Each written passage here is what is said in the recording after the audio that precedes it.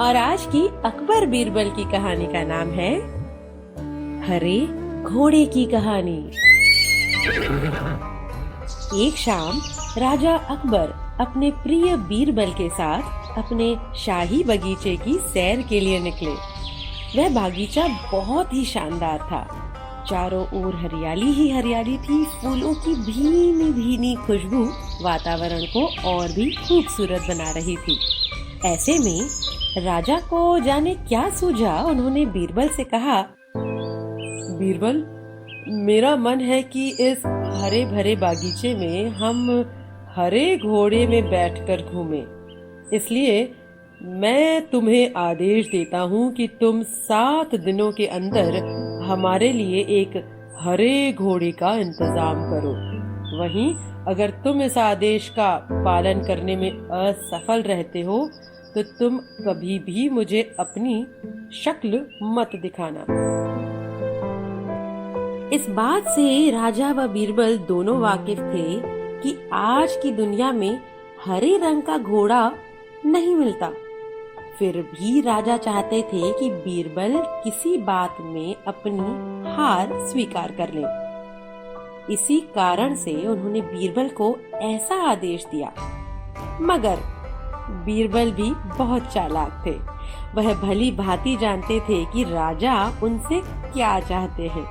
इसीलिए वो भी घोड़ा ढूंढने का बहाना बनाकर 7 दिनों तक इधर उधर घूमते रहे। अब 8वें दिन बीरबल राजा के दरबार में उनके सामने आ पहुँचे और बोले, महाराज, आपकी आज्ञा के अनुसार मैंने आपके लिए हरे घोड़े का इंतजाम कर लिया है, मगर उसके मालिक की 2 शर्तें हैं। राजा ने उत्सुकता से दोनों शर्तों के बारे में पूछा। तब बीरबल ने जवाब दिया, पहली शर्त यह है कि उस हरे घोड़े को लाने के लिए आपको स्वयं जाना होगा। राजा इस शर्त के लिए तैयार हो गए। फिर उन्होंने दूसरी शर्त के बारे में पूछा।